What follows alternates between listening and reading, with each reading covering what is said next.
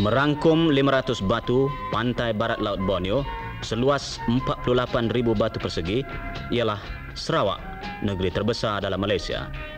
Semua bandar utama terletak di muara sungai dan disuburkan oleh perusahaan serta hasil rantau pendalaman.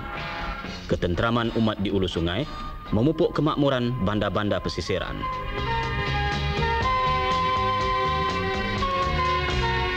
Penduduk kami seramai 1 juta orang terdiri dari pelbagai bangsa dan agama. Walaupun berbeza, namun kami hidup secara aman, penuh toleransi. Kami tahu perpaduanlah sumber kesejahteraan negara.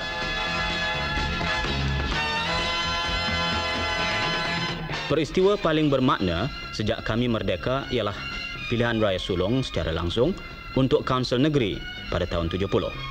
Hasilnya, terbentuklah Kerajaan Campuran Sarawak dipimpin oleh Ketua Menteri kami, Datuk Haji Abdul Rahman Yaakob.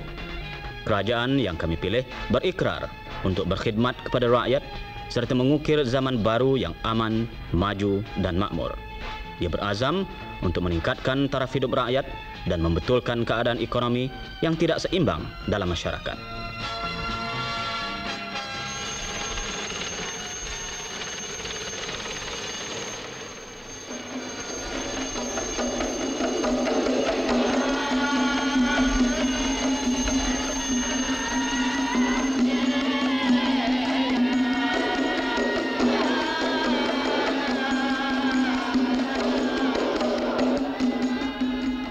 Ketua Menteri telah menetapkan corak dan haluan kerajaan. Beliau dan rakan-rakannya giat mengembara ke seluruh negeri bagi beramah tamah dengan rakyat serta membincangkan masalah-masalah mereka.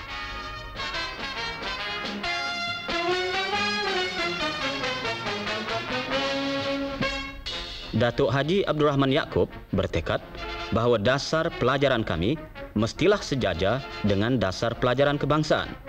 Demi menjamin tempat bagi semua murid sekolah rendah di sekolah-sekolah menengah, kerajaan bercadang untuk menghapuskan peperiksaan masuk bagi murid-murid darjah 6 menjelang tahun 75.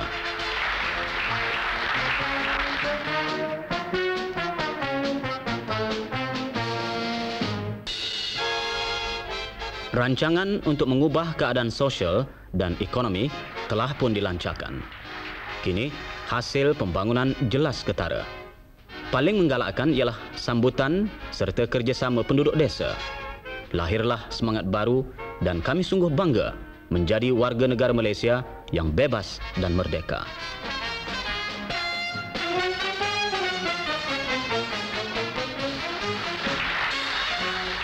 Pertumbuhan watak golongan remaja tidak diabaikan. Aneka kemudahan riadah serta pembinaan kompleks sukan jutaan ringgit di Kuching membuktikan azam kerajaan untuk merapatkan barisan para belia demi mencipta perpaduan umat Malaysia selaras dengan prinsip-prinsip rukun negara.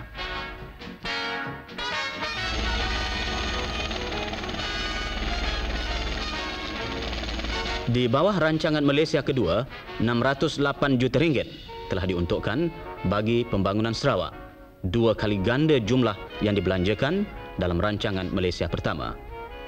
Kejayaan rancangan dalam rangka bidang dasar ekonomi baru akan memodernkan corak kehidupan masyarakat desa agar mudah menerima kemajuan teknologi.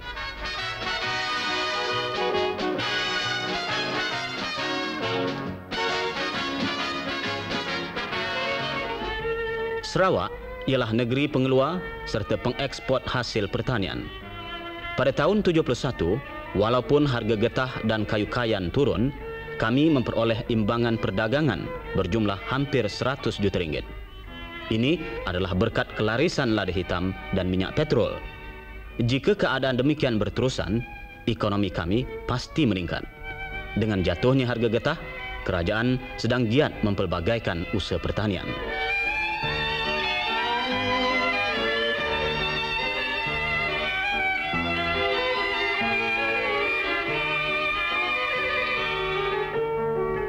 Salah satu minat utama Kerajaan Campuran Sarawak ialah mengadakan peluang-peluang pekerjaan. Dorongan khas ditawarkan kepada para pelabur setempat dan asing yang ingin mendirikan kilang-kilang di negeri ini. Kerajaan juga turut serta dalam perdagangan dan perindustrian demi melahirkan golongan peniaga serta pengusaha Bumiputera.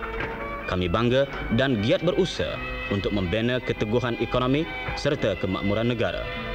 Walau bagaimanapun, usaha kami terjejas lantaran wujudnya ancaman komunis terhadap keselamatan kami.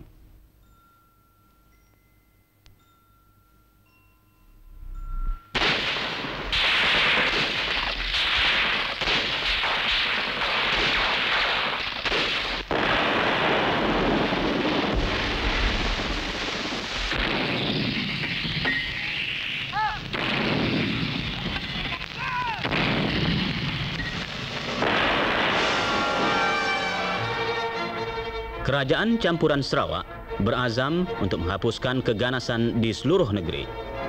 Kejayaan menentang penyamun komunis boleh dicapai hanya dengan penglibatan serta sokongan penuh rakyat. Kerajaan yang kami pilih berazam untuk memerintah. Ia punya daya, tenaga serta azam untuk melawan ancaman komunis.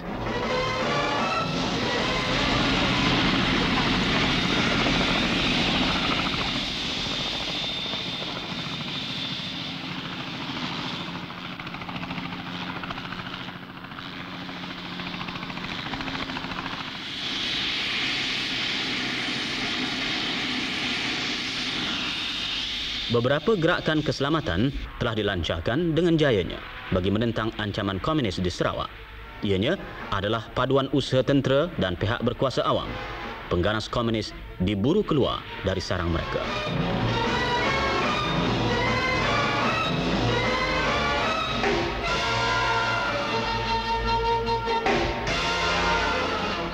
Tindakan tentera dengan kerjasama orang ramai telah menghapuskan ramai pengganas, memusnahkan kemah-kemah musuh serta menghentam pertubuhan komunis.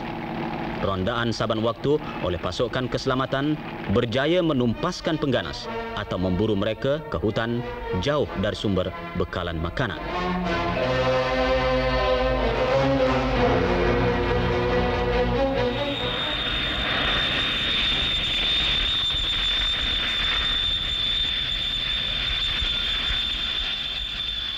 Dalam perjuangan kami menentang pengganas komunis, kerajaan pusat memberikan kerjasama penuh. Ketika melawat Sarawak baru-baru ini, Perdana Menteri Tun Abdul Razak dialu-alukan secara mesra sekali oleh para pemimpin kami dan beribu-ribu orang warga negara setia.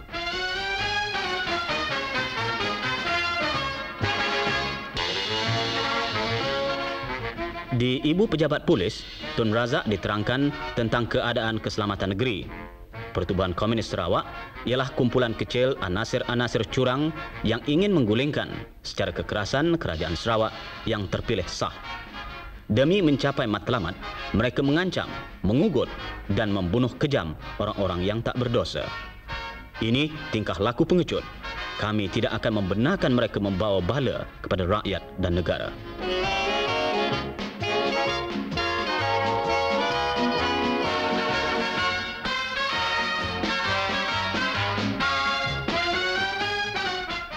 Di Sibu, Perdana Menteri dijelaskan tentang keadaan keselamatan di bahagian ketiga.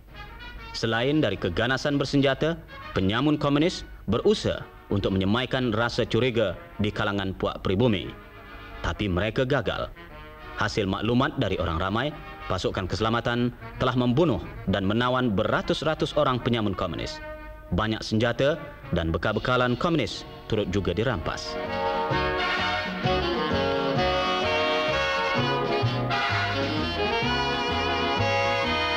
Tun Abdul Razak mengisytiharkan seluruh bahagian ketiga sebagai kawasan keselamatan khas ditadbirkan oleh Ketua Menteri selaku pengarah gerakan. Kerajaan tidak akan membiarkan wujudnya orang-orang berkecuali dan penyokong komunis. Ini adalah perjuangan habis-habisan.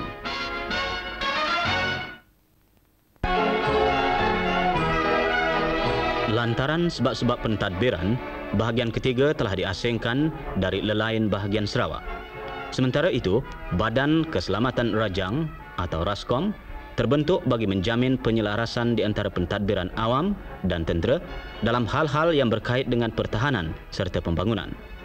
Seluruh jentera kerajaan, pasukan keselamatan dan polis kini digerakkan kepada tugas utama menghapuskan penyamun komunis dan memenangi hati serta fikiran rakyat. Perintah berkurung telah dikenakan semula dari pukul 2 petang hingga 6 pagi. Jangan keluar. Dari masa ke masa, perintah berkurung dikenakan di kawasan tertentu untuk tujuan gerakan. Ini membolehkan pasukan keselamatan menumpaskan penjahat serta lelain anasir subversif dari masyarakat kami. Kerajaan sedar penuh tentang kerumitan yang diakibatkan oleh perintah berkurung. Ini cuma pengorbanan kecil berbanding dengan derita yang akan kami alami sekiranya penyamun komunis berjaya. Dalam perjuangan menentang musuh bersama, semua rakyat setia Malaysia mestilah sedia berkorban demi keamanan serta kebahagiaan negara. Jangan keluar dari rumah.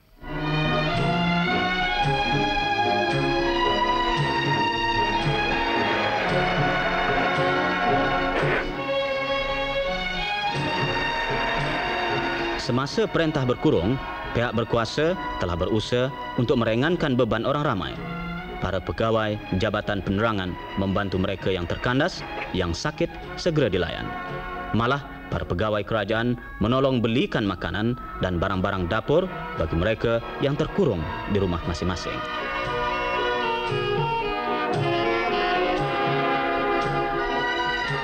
Pasukan jiwa murni dari pihak tentera dan para pegawai kebajikan keluar ke seluruh desa untuk membahagikan bahan-bahan makanan yang amat diperlukan oleh penduduk kawasan terpencil. Setiap usaha diperbuat demi menjamin adanya bekalan penting yang mencukupi.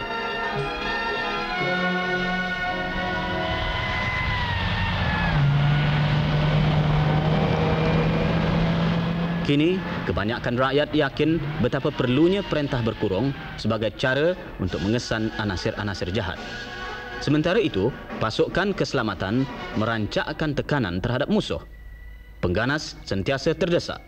Mereka terpaksa berpecah-pecah ke dalam kumpulan-kumpulan kecil dan berusaha mengelakkan pertembungan dengan pasukan keselamatan.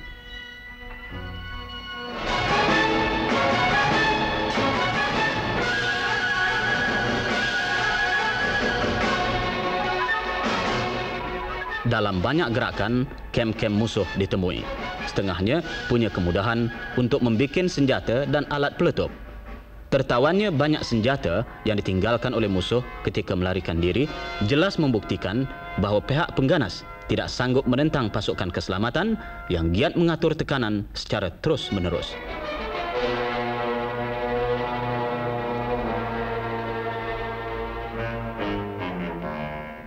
Kempen dilancarkan bagi menggesa mereka yang disesatkan oleh Pertubuhan Komunis Sarawak supaya menghentikan perjuangan yang sia-sia.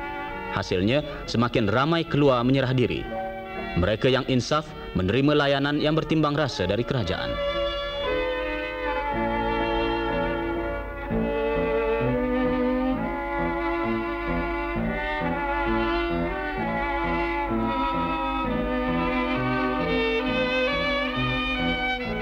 Unit perubatan tentera berbakti kepada penduduk kawasan yang dikenakan perintah berkurung. Kampung serta rumah panjang terpencil dilawati. Mereka yang sakit dirawat, berusaha keras dalam keadaan yang rumit, para doktor tentera dan lelain anggota menabur jasa demi faedah berpuluh-puluh ribu orang penduduk desa.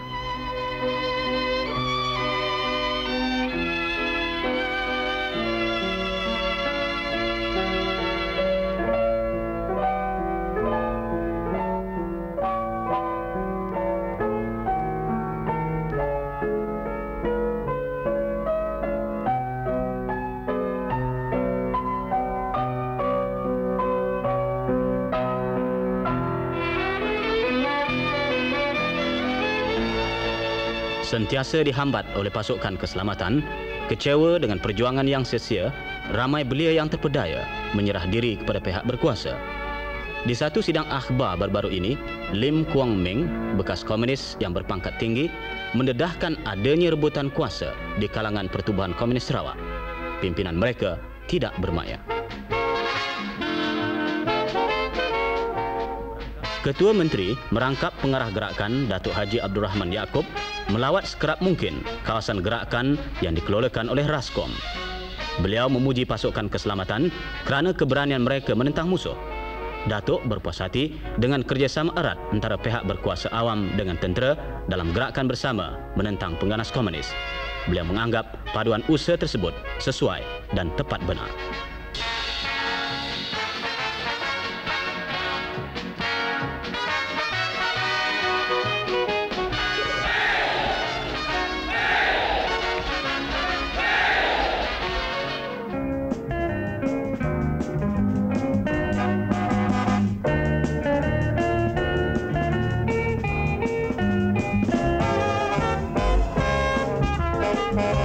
Di Sibu, Datuk Haji Abdul Rahman Yaakob menyeru para peniaga dan pedagang agar tidak menggunakan perintah berkurung sebagai alasan untuk menaikkan harga bahan-bahan penting.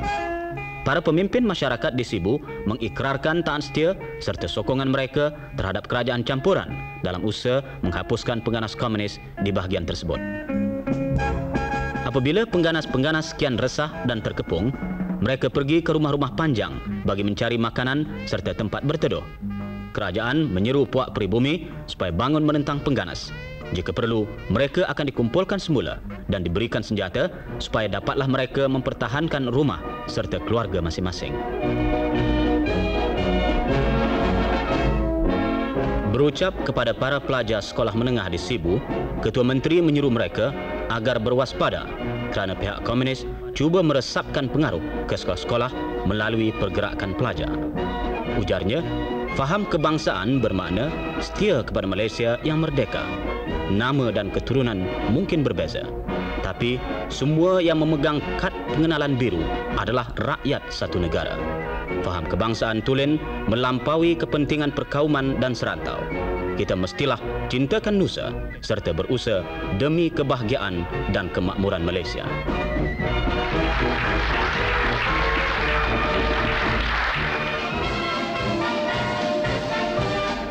Di bahagian pertama, Timbalan Ketua Menteri Encik Stephen Yong telah dilantik untuk menguruskan hal-hal keselamatan.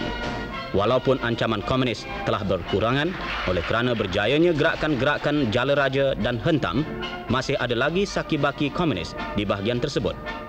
Lawatan Encik Stephen Yong menolong gemblengkan rakyat agar bekerjasama dengan kerajaan demi menghapuskan penyamun komunis di bahagian pertama.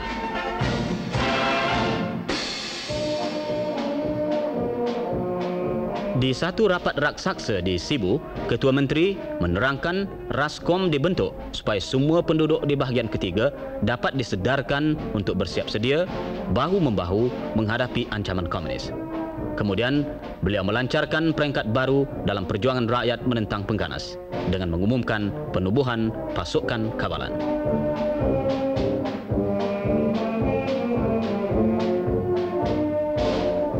.500 orang rakyat Malaysia bersetuju apabila Ketua Menteri mengisytiharkan bahawa pasukan kawalan akan diberikan senjata dalam masa 2 minggu.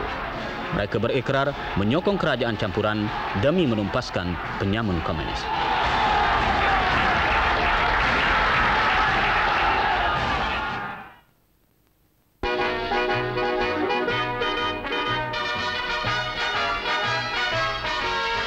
Dua minggu selepas Ketua Menteri membuat seruan kepada rakyat, beribu-ribu orang tampil ke muka untuk mengangkat senjata menentang pengganas komunis. Sambutan terhadap pasukan kawalan amat menggalakkan. Kini, sekali lagi lebih 3,000 orang rakyat setia berhimpun di Stadium Sekolah Tinggi Katolik Sibu melahirkan perpaduan teguh.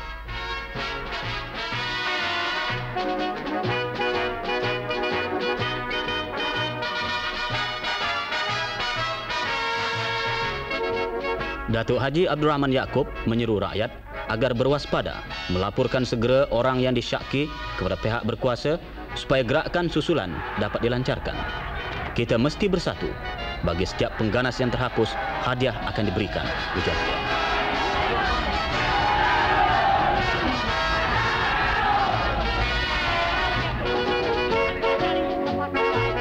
Jelaslah, rakyat berazam untuk menyokong padu kerajaan yang mereka pilih. Kami bertekad untuk menghapuskan pengganas yang telah lama berlaku kasar, mengancam dan membunuh rakyat. dengan tertubuhnya pasukan kawalan dan adanya bekalan senjata dari kerajaan, kami tetap akan melawan. Penyamun komunis tidak akan dapat bertindak sewenang-wenangnya. Rakyat pasti menentang. Senjata dan peluru pun dibagikan oleh Ketua Menteri. Turut membantu ialah Menteri Hal Ehwal Sarawak, Tan Sri Temenggung juga, dan anggota Parlimen serta Kaunsil Negeri Datuk Ku Peng Long.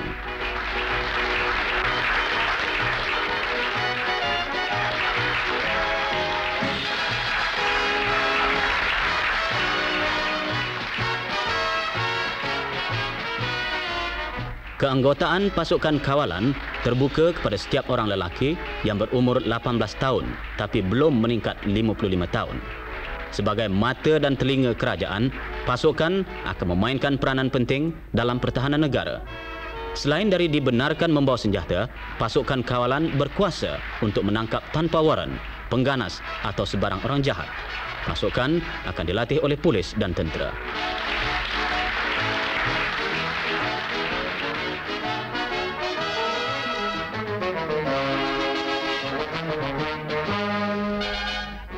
Sambutan hangat membuktikan bahawa rakyat yang patuh kepada undang-undang tidak rela cuma berdiri di belakang kerajaan yang mereka pilih. Rakyat berazam untuk bangun, menumpaskan sama sekali ancaman komunis di bahagian ketiga. Darah yang akhir untuk mempertahankan keselamatan negara daripada ancaman penyamun komunis. Ini hanya permulaan. Semakin ramai rakyat setia yang bersukarela untuk mempertahankan negara tercinta, lebih banyak pula senjata dan peluru akan dibekalkan oleh kerajaan. Dengan rakyat terlibat sepenuhnya, maka lahirlah barisan depan yang baru dalam perang menentang pengganas. Penyamun komunis dan kuncu-kuncunya mestilah sedar, serah diri sebelum terlambat. Kerana ini adalah perjuangan rakyat.